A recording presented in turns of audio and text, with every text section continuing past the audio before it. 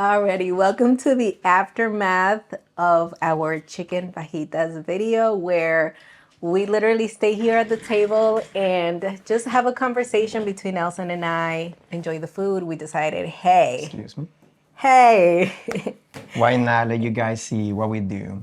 Okay, I ate all of my taco, right? I have to carb count. We love homemade corn tortillas. They do pack a little more carbs, so I can only afford one. Nelson already heated a couple more tortillas. I made me a bowl. So I've got a bed of lettuce. I did those chicken fajitas on top, a little bit of sour cream. I don't have homemade salsa because obviously, we're recording, so it takes a lot of work and effort that goes into this. So A lot of dishes. I've got some habanero salsa here, hot sauce that I love. I'm just gonna drizzle that on top. So you basically made yourself a bowl? Yes, Kind with a of. bed of lettuce, chicken fajitas, sour cream. I would add some cheese as well, but for now, we're gonna go just with the sour cream because just have to balance out the fat because even though I do need some in my meals, adding too much of it is not good either. So balance, you guys, balance, balance, balance. Make it your own. Because in this case, basically you can't be eating so many tortillas because of diabetes. Yes. I personally don't eat so many tortillas either. At least, like, not as much as I used to. But I mean, I still do it occasionally. How many tortillas did you used to eat before? Ooh, we used to eat a lot, because especially since we make our tortillas like thicker than this. And they're so good. Homemade is just the best. Oh, yeah. And I think that's one of our weaknesses, right? We love corn tortillas. So it takes a lot for us to like hold back. Nelson over here struggles. Yeah, he has his breakdowns where he's like, man, I'm trying so hard. But I really want a corn tortilla. And it's the nature of our countries. In Mexico, I don't know about El Salvador, but in Mexico, for people that don't have the means, corn tortilla is basically their protein, fiber, fat, everything. I mean, It's the same thing in every country, really. corn tortillas are like the core of the meal. Yeah. I mean, I think my dad got to a point where he would eat about 8 tortillas in a meal. Like we're talking homemade tortillas. I don't think I ever ate that many. Well, at least no, eight tortillas seems like a lot. My dad, yes. Well, a lot of family members that I know eat a lot of corn tortillas. I don't blame them. They're delicious. But, Yeah. I mean, in the end, you gotta do whatever you think is best for you. In this case, even the salad, I would call it a salad bowl, or what do you call it? Fajitas bowl. I'm not sure. But it doesn't matter if you make it into a taco, if you make it like Rossana has made it, or if you just do the accompaniments like refried beans, rice. I think when you go to the restaurants, Pico they de give gallo, you a side of salad. guacamole. Yeah. I mean, what would I add to this to keep it, low carb? I would say guacamole, pico de gallo. You could even pair it with cactus salad. What else do we have over here? Even refried beans. I don't mind, refried beans. Rice, I am a little more careful with rice because I feel like rice for me, it gets out of control. So I don't like to indulge in foods that I know I cannot control. Like I can't control with either exercise, water, or medication. So I have to always be careful with that. But refried beans, great. I love it. Thank you. At least we're trying to make it as authentic as it works for us, for each individual. Yes, and if you don't know exactly what I'm referring to, it's like I was diagnosed with type 1 diabetes 3 years ago. So it was a shock for me. But I did not give up on the foods that I love, and you can always find a way while being responsible. You know, that's the main thing.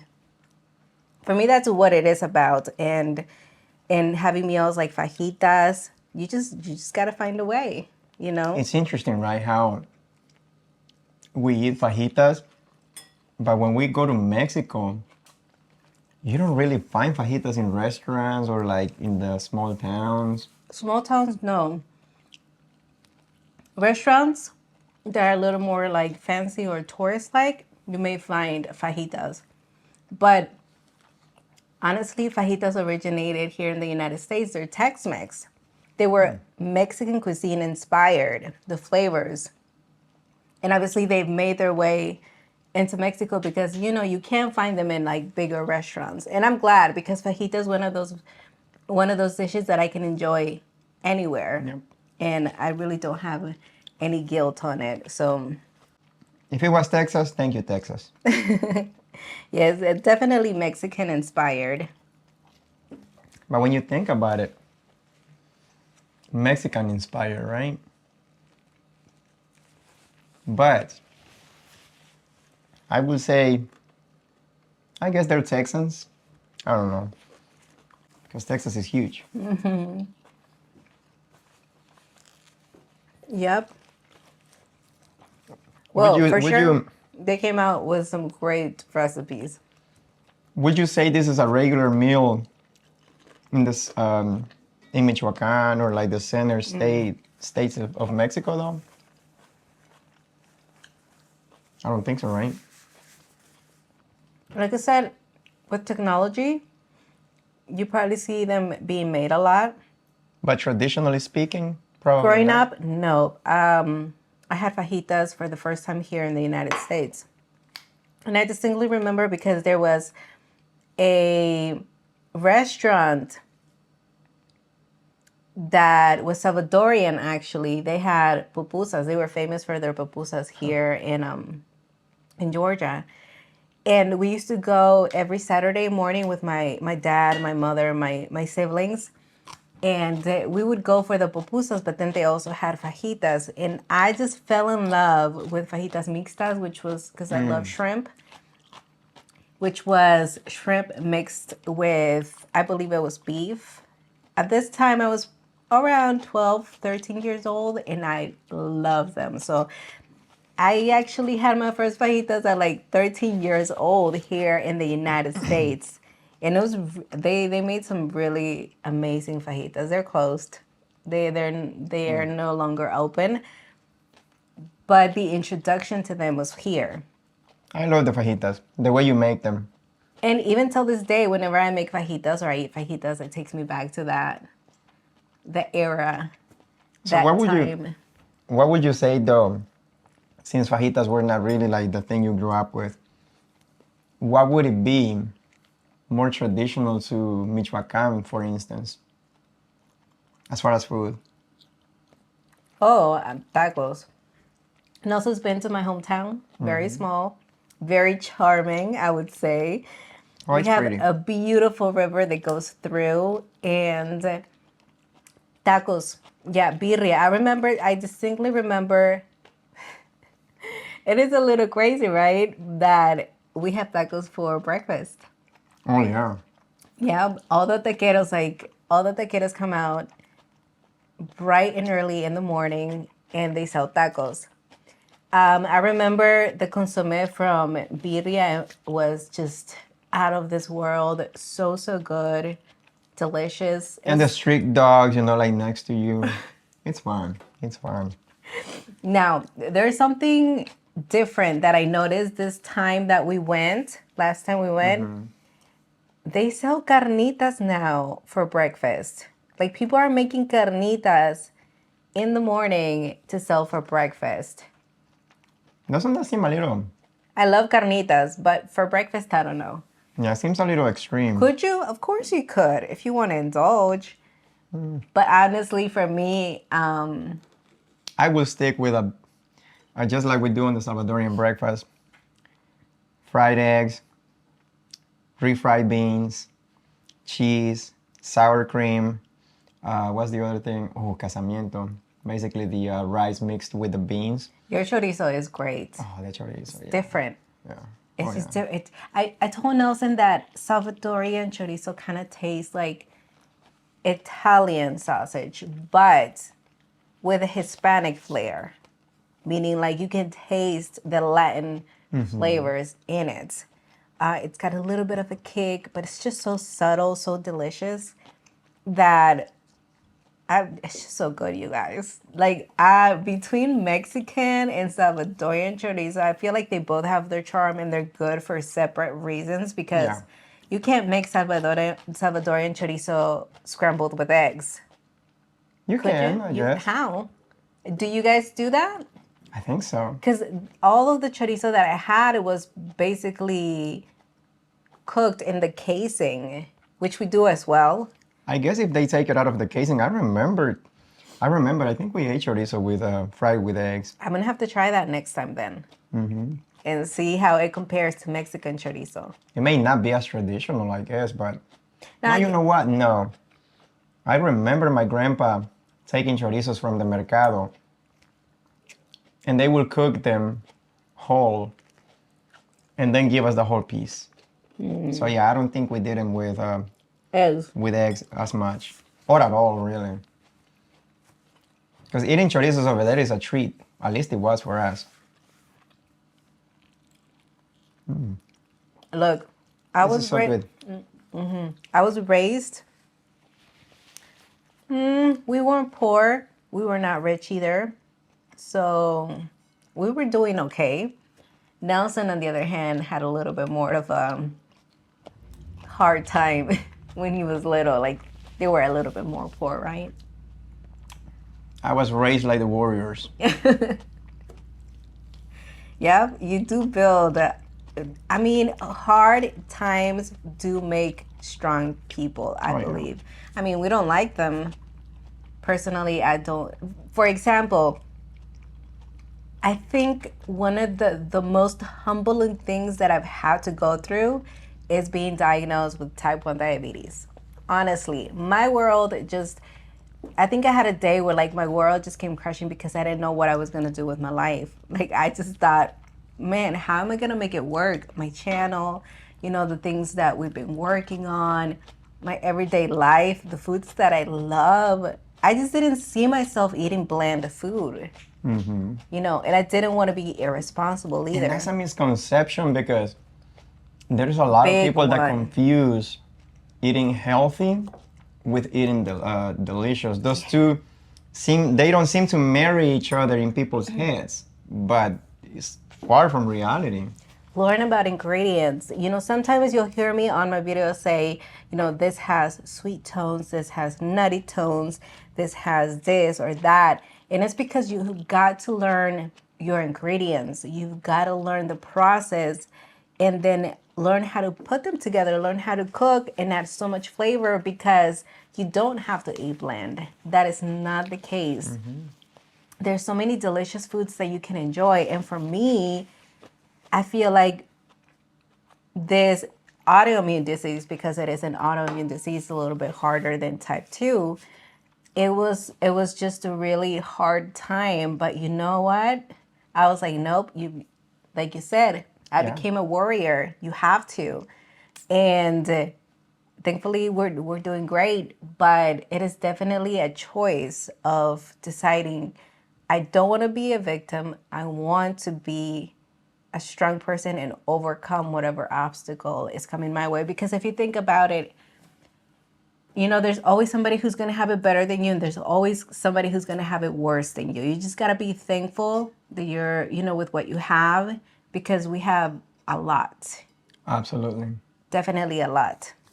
Yep, there's no, believe me, remembering how a lot of us have grown up, oh yeah, we're completely like blessed. There's no doubt about it. And I think it shapes you, so that's good. And it also helps you with the food because remember, a lot of these dishes, whether they're Mexican or whatever part of the world they may come from, a lot of them, are shaped as far as flavors with, whatever is in the region. So the lack of brings out all the creativity. And when you have a lot of, seems like creativity could sometimes be, like diminished because you have so much to choose from that you don't really think about it so much as far as, like how you're gonna make it work. Is it gonna work? You're just thinking this, instead of, okay, we only have meats, a few vegetables that grow in the area, maybe a few spices that grew in the area, and that's how we got beautiful, tasty dishes. Honestly, Nelson, let me tell you, our last visit to my hometown, I was surprised to see that they don't have ancho chiles. I did not know that or didn't pay attention to it, honestly. Guajillos is the king. Oh, that is true. And we are talking about a place that's surrounded with a lot of resources. We don't have anchos. We don't really use them in our food. And I love ancho chiles. I've, started. I personally love to add them to food. I actually have ground ancho chile that I use all the time because it just adds so much flavor. I love like the sweet tones because it's not like pasilla. Pasilla tends to give off a lot of sweetness. It's more like, think about plantains, bananas. It can really caramelize and give you a lot of sweet tones. Ancho, on the other hand, is more like chocolatey but subtle. So you can really add it to a ton of food and it'll balance everything out beautifully. Those two always get me confused. Which one Pasilla. is the pasilla or which one is the ancho? Pasilla is longer. They kind of look this. Pasilla is longer, but it's still wrinkled. Yeah, that's the Ancho, part that confuses me. because they look alike. They are both wrinkled, but one is a little bit smaller, like a bell pepper kind And a of. little bit chunkier. It's like, Yeah, like a heart-shaped sort of. that's ancho. But sometimes the shape is not as Pronounced. pronounced, so it's kind of hard to make Depends a on judgment. depends on the batch of poblanos.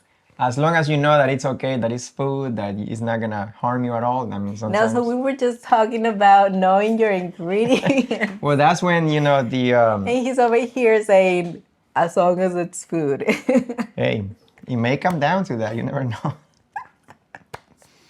Imagine, because I mean, when we went to your town, to the pueblo, I could see that even epazote grows along the river. Yes, epazote. What else? We had tomatillos. Tomatillos de milpa. Or milperos, Milperos, something like yes, the little ones. So delicious. Yeah, they grow everywhere. that. Like the region really shapes the food. But whether fajitas are Mexican or like from north of Mexico or Texas, New Mexico, whatever border states from the United States, it doesn't matter. Just make the food, enjoy it. I think it's very sterile, like to get into the arguments of, oh, this is not Mexican, or oh, this is Mexican, oh, this is Tex-Mex. Every area, every region, I think it has its own unique flavor, and every area deserves respect because somebody came up with fajitas, and I mean, Super delicious. yeah.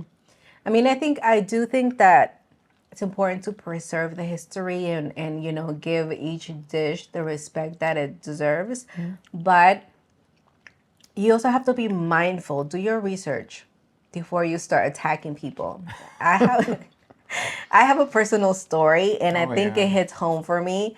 Believe me, I don't feel offended if somebody comes at me for something. I really don't. But I do have a personal story for myself because it happened to me. I was in culinary school, and we had an international class. Now, mind you, I was 19 years old. 19, 18, I was probably 18 years old. And we had our international class where we would cook dishes from all over the world. And so the chef, because we had teachers over there, chefs, they would showcase the dish, teach you how to make it, and then you'd make it in groups. It was time for corn tortillas. And I grew up seeing my mother, my grandmother, my aunt, everybody make like stacks of corn tortillas because, as we mentioned, that is the root of our diet. everyday eating. Yeah. And so I was like, I know everything about corn tortillas. Like, what are these people going to teach me now? I was never a stuck-up person, but our teacher was Asian. No, wait. He was Peruvian. Teaching you to make tortillas. Great cook, great chef. But in my head, I was like, okay, well, a Peruvian teaching, a class, it's a little off. But anyway, he even brought, and I love this because sometimes to you it might not feel like super authentic, but somebody's really putting the effort into doing something because he brought his own tortilla press. And he brought his own masa and he put so much effort into the showcasing. And I remember he didn't get a puff, but he ended his tortilla. He placed a cilantro leaf in the middle and then did the final press. And to me, that was hilarious. I mean, I was like, what? You do not. Mind you, I have a corn tortilla video where I do edible flowers in it now. But back then. But listen to the story. Don't judge. But back then, I was like, this is crazy. Nobody in Mexico does herbs in a tortilla. I mean, this is crazy stuff. I mean, I was very respectful. So don't get the wrong idea here. So I didn't mention anything. And I just went on with my day. But to me, it was hilarious. So I go back to my family and I tell them all about it. Everybody gets a good laugh out of it because the same thing happened to them. They had never seen an herb placed in a tortilla. So time goes by and I share this story with so many people, you guys. I'm embarrassed because everybody got a laugh out of it. And then all of a sudden, a few years back, I'm watching a documentary about the rich culture of edible flowers and herbs that Mexico has when it comes to tortillas, corn tortillas. And I was like, what? No. Joke's on you, right? Nelson, I felt so ashamed because there's literally groups of people that this is what they do. They do decorations on their corn tortillas. It's a tradition that's transcended over time with cilantro, herbs, even spices. You can even switch up your colors in corn tortilla, add guajillo, spinach, Never beets. heard of guajillo. I mean, it's a whole thing that I should have been embracing instead of laughing about it. Right. And I learned my lesson. I said, never again. I need to do my research first before I even make an assumption because Mexico is huge. And just think about mole. There's just in Oaxaca alone, they have 7 types of mole. And I was telling Nelson because he has gotten to know where I'm from. So there is a city called Morelia that's close to my hometown. They make mole with chocolate. Correct. And then you go to my hometown and they don't add any sweetness to it. It's just guajillo, spices, nuts. And I have a video on it as well. But they don't add any chocolate or anything that's sweet to this mole. And you ask people, and it is a different reaction. For example, I asked the lady in Sinsunsan, which is close to Morelia, do you guys add chocolate? She said, of course we add chocolate. It's mole. She almost felt offended, I asked. And then we go to my hometown, and I'm like, do you guys add chocolate? She's like, of course we don't add chocolate. In this part of this region, we don't add chocolate. She felt offended as well. So that's just to show how incredibly large and how rich our culture is. Very diverse. I mean, very, very diverse. We have so much richness, and I think we should embrace it. Now, I think it's I don't I think it's funny though, how things happen, because even in the videos as you've seen, you can keep on eating. Even on the videos, like you've seen, a lot of times you upload videos, and we get the usual comments of, oh, that's not authentic, or oh, that's not how it is made, or oh, that's not how my mom made it. But knowing is power, because if you pay attention to what really is going on, what that person is doing is probably what that person grew up with. In this case, whatever you grew up with in Tierra Caliente, where you're from, is basically what you are transmitting to other people. And I mean, we only go, what, 3 hours away from the little town that you used to live in, and everything changes. It's so much different. And I mean, you just gotta know that Mexico's huge. So there's no way that you can call something not authentic or not traditional just because it doesn't have a few ingredients that you do add to it, or because it has too much off compared to what you do. So going both ways work, like both are authentic, both are legit, and really. Interesting fact, even in Mexico, regions will fight over who has the best dish. Yeah. Which dish tastes the best, like carnitas. Oh yeah. Even inside Michoacan, they all boast about, oh no, the best carnitas are in such and such town. And when you go ask the people from a different town, nah, the best carnitas are in this town. Still in Michoacan. Still in Michoacan. So that tells you how we all value, I guess, what we have in our region. And I think it's perfectly fine. We got to be proud of it. That's great. Like you're Mexican. I'm proud of, what our people cook in El Salvador as well. But I can tell the type of division that there is. I think in El Salvador being so small, I think we probably fit in Mexico like 100 times at least. And even there in El Salvador, there's that type of, like argument as well, as far as who has the best food, this or where this came from, other than pupusas. Those are Salvadorian, 100%. Okay, what's the deal with that? I've never understood. Who claims them? No, nobody does really. It's just that there's a lot of people that do documentaries on food, and like they may do documentaries on pupusas. And some people say, oh, they're from El Salvador, Honduras, and Guatemala.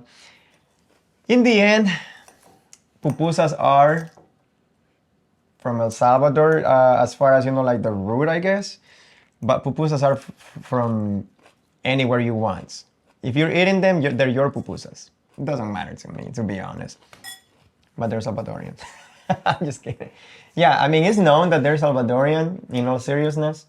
That's the national dish. Mm-hmm. And I mean, you can tell because you go to El Salvador and you compare it with Mexico. Anywhere you go in Mexico, there's taco stands. There's places selling tacos, like anywhere and everywhere. You go to El Salvador, and everywhere and anywhere, like you saw this time we went, there's pupuserias. People selling pupusas. And now we've actually adopted Mexican flavors on them, because now they're making birria pupusas, which is kind of... I could not help myself, and I was like, I asked the lady, you guys know how to make birria? And the lady actually had lived in, did she say Guadalajara? Mexico City. But I was amazed that they're making birria. Pupusas. Is it birria pupusas or pupusas de birria? No, pupusas de birria. Think something like that. Birria quesatacos, but in pupusas. Yeah. I didn't try them, but they might be good. I mean, they're making all kinds of and that tells you they are making all types of changes to the dish now. Whereas when I grew up, I only knew, like pork pupusas mixed with beans and cheese, or just made out of cheese, or just made out of beans, or made out of calabaza, things like that.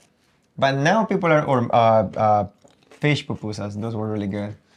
But now people are making pupusas out of sweet content like fruits. They're making mango pupusas. Really? Yeah, different things like that. So if somebody puts up a recipe on the web, like on the internet, and then you say, oh, that's not authentic, what in the world is that? No, I mean, it was made over there. It's gonna become authentic. It's authentic because it was made. If somebody made it, it's authentic to them. Authentic to that person that made it. That's how I see it. Can't be fighting about, like whether you Who's can or grandma? cannot use an ingredient. So, imagine this. You have tacos in Mexico, correct? And if you think about it, what we call authentic was not authentic even 200 years ago, if you want to think about it that far. A lot of the ingredients were probably still not in Mexico. You certainly didn't have, like the regular cilantro. Pre-Hispanic times. Yeah, there was no cilantro. I think it's Mediterranean. Pork was brought from Europe. Europe, I think. Yeah. So that tells you. I think corn is the one that has always been. Corn is endemic to Mesoamerica, yes. Corn is. Back to the corn. Yes, we are made out of corn for sure. Corn is, not pepper. What's the other little ball called? The one we have here. Oh, let me look at it. Pimienta gorda, we call it in Spanish. Allspice. Allspice, yes. That one is from Central America, from the Central American region. Obviously, peppers. You guys have guajillos. I'm imagining those are Mexicans. I'm not Here's sure. the thing. Turkeys. Yeah. We used to eat turkeys. Chicken was also brought in, but turkeys was like our protein source. And nowadays, people don't really go for turkey, honestly. Yeah. Turkeys were endemic of the Mexican region, yeah. And then they got taken to Europe. Then it became royalty food over there.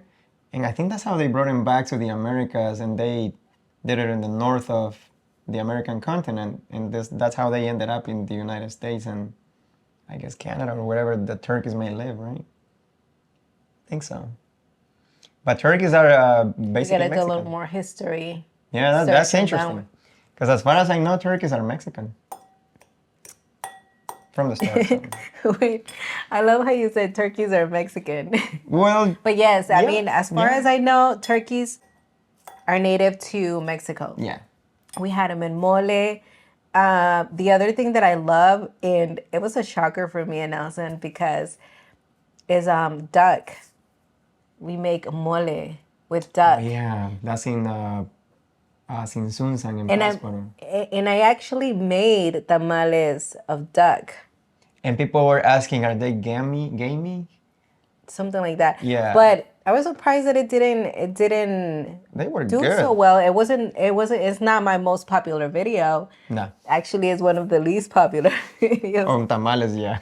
But you know what? I don't take it personally. It's just, to me, it's a little, you have people over here fighting about what's authentic and what's not. And in reality, we're not going back to the stuff, that we're eating. We keep evolving. I feel like our cuisine keeps improving because now we have more. It More keeps than evolving. our ancestors, yeah. I think evolving is the right word because it changes. The other thing that gets me is the fact that people will fight over like seasonings, but we're talking like sazones, artificial Oh, yeah. seasonings. That is amazing. People come in and swear by that's Yeah. authentic, and I'm like, okay, some of this stuff is not even made in Mexico. Or it's not even natural. Exactly. That's a different story, you guys. We'll leave that one for another video. Yes, for now, I think we've covered enough. I think my bowl is almost empty. And We've left a lot of questions unanswered, that's for sure. yeah, so let us know what you would like for us to kind of discuss in future Future videos. takes. Let us know if you like this kind of videos, because if you don't, then we just don't make them. I say we make them. This is fun. Nelson loves this. Nelson. I love it. I love the conversations, getting to know what other people think, how they react to things. It's interesting because he broadens your perspective, teaches you a lot about humanity itself, and it helps you grow. It helps you, like expand your horizons as far as, like how much you know and who you think you may know or what you think you may know. So, but yeah, we'll leave it for the next one. Now, go try out these chicken fajitas. Oh, They're yeah, amazing. so good. Let us know how you're gonna have them in tacos We or your we bowl. almost finished the pan already. What? There's not much left. Maya, that's not a good thing. Too much Nelson, talking. we're exposing ourselves. You shouldn't talk that much when you're Hey, eating, I it's guess. mainly veggies and chicken. And chicken. All right, bye everyone.